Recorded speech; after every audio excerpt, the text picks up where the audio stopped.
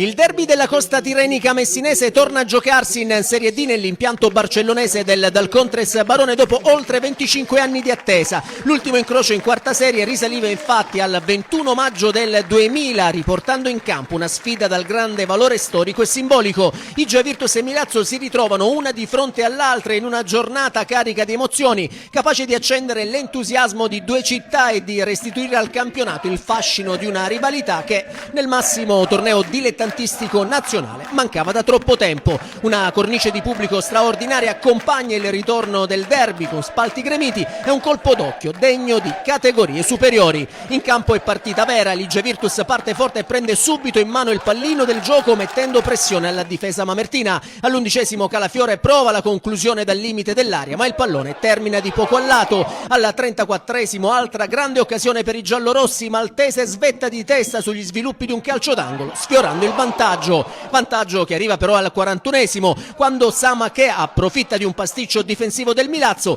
e di testa deposita in rete l'assist di Joao Pedro, battendo Mileto e facendo esplodere di gioia il Dalcontres Barone. Per il capocannoniere del torneo si tratta dell'11° sigillo stagionale che corona un primo tempo di marca giallorossa. Nella ripresa il Milazzo prova a rientrare in partita cercando di riaprire il derby. Al 71° i rossoblù trovano anche la via del gol, ma l'esultanza viene subito strozzata dal fischio anticipato del direttore di gara che ravvisa un fallo in attacco. La squadra mamertina insiste e 2 minuti più tardi torna pericolosa con Curiale. Il colpo di testa è ben indirizzato ma termina di poco fuori dallo specchio della porta. È il momento migliore del Milazzo, ma l'I Gia Virtus resiste e colpisce al momento giusto. All'84° infatti arriva il colpo del definitivo KO. Ancora Samaché incontenibile, scatta in velocità, semina la difesa rossoblù e con un destro preciso batte Mileto in uscita disperata. È il 2-0 che chiude la partita, la doppietta personale, il 12° gol in campionato per il centravanti giallorosso.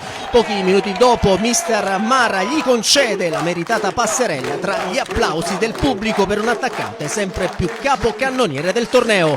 Nel finale, nonostante il passivo, il Milazzo tenta il tutto per tutto. Prima l'acrobazia di Gelesio sul cross di Franchina si spegne alta sopra la traversa, poi è lo stesso Franchina, ex di giornata, a sfiorare il gol con un destro da posizione favorevole che passa a un soffio dal montante. Nell'occasione ci sono anche le proteste dei rossoblù per un presunto mani in aria, ma il fischietto di Modena lascia giocare.